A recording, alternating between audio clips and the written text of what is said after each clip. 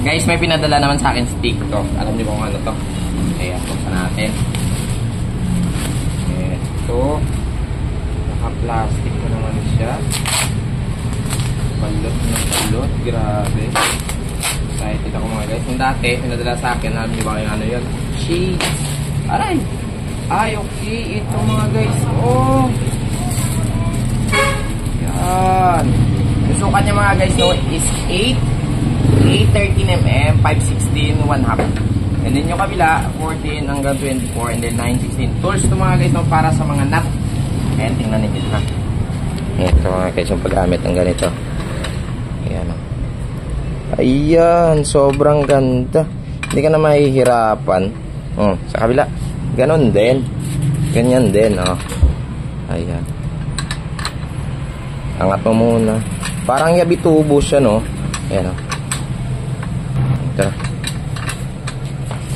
Ayan. Yan yung purpose nito mga guys, oh.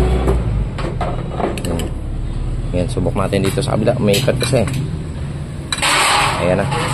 Eto na, natatanggal na yung nut niya. So, try naman natin mga guys sa mga malalaki.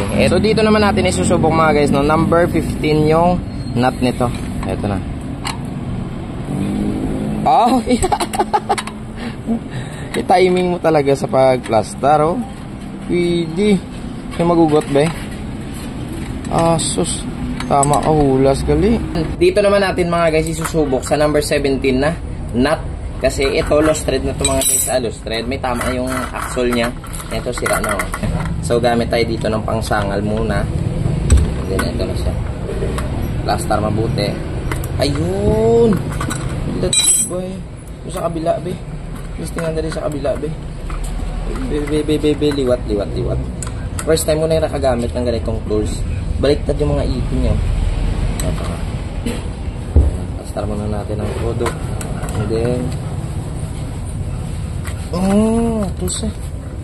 Kuha niya. Ito sa tiga-tiga. Parang ayaw niyang bitawan yung nut ko. Grabe kung makakapit. Parang yabi tubo. Ayan o. Galing. Ang galing. Guys, kung gusto nyo bumili nito, no, sa yellow basket ko, lagay ko to. Promise, sobrang ganda. Portable, pwedeng dalhin kahit sa punta. Pwedeng dalhin dito. Lagay mo dito sa likod. Ayan. Pwede. Naka BMX ka, naka motor ka, pwede mo itong gamitin. Try mo. Promise. Sobrang tibay, oh. Yung sukat nito is 8 to 13mm. Yung kabila niya is 14 to 24. The best. Anong tawa video lang. No. Hindi ka ugot, say.